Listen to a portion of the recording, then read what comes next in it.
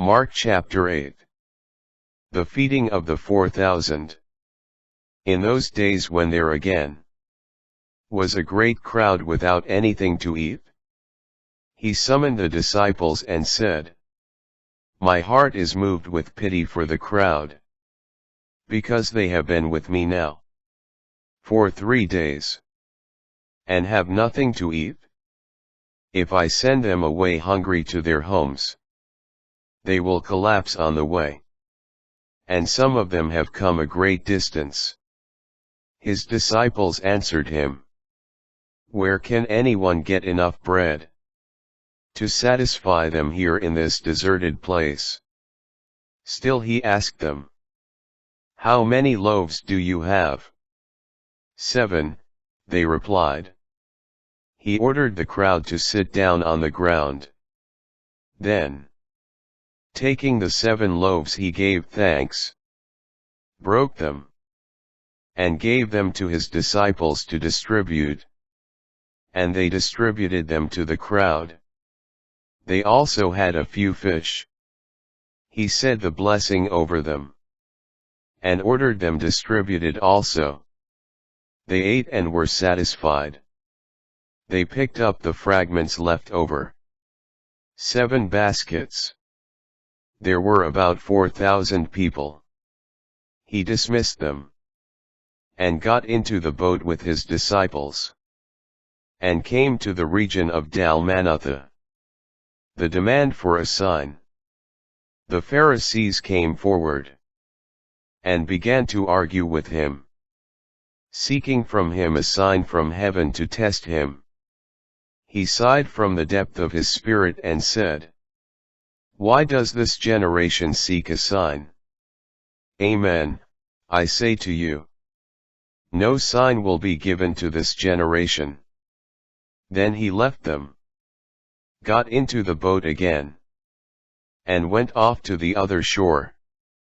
The leaven of the Pharisees. They had forgotten to bring bread, and they had only 1 loaf with them in the boat.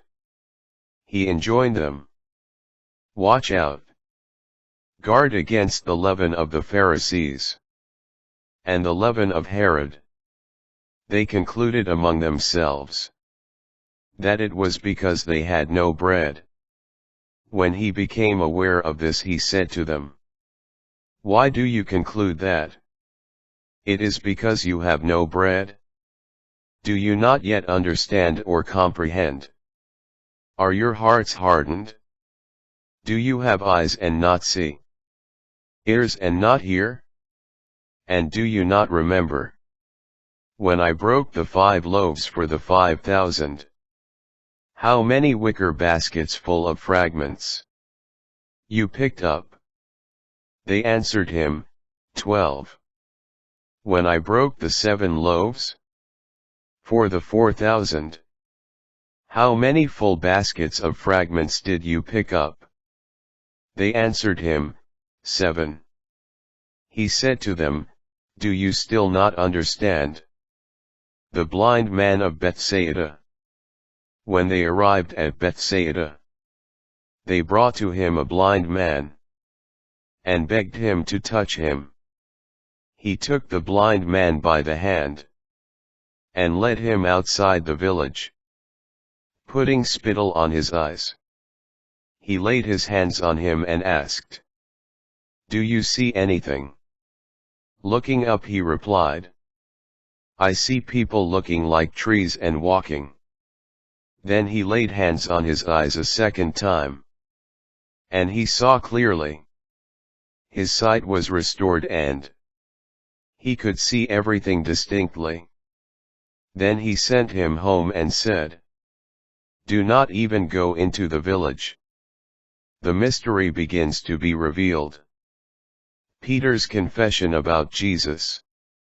Now Jesus and his disciples set out for the villages of Caesarea Philippi.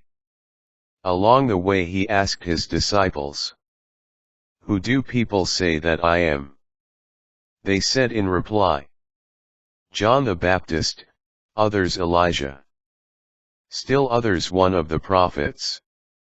And he asked them, But who do you say that I am? Peter said to him in reply, You are the Messiah. Then he warned them not to tell anyone about him. The first prediction of the Passion.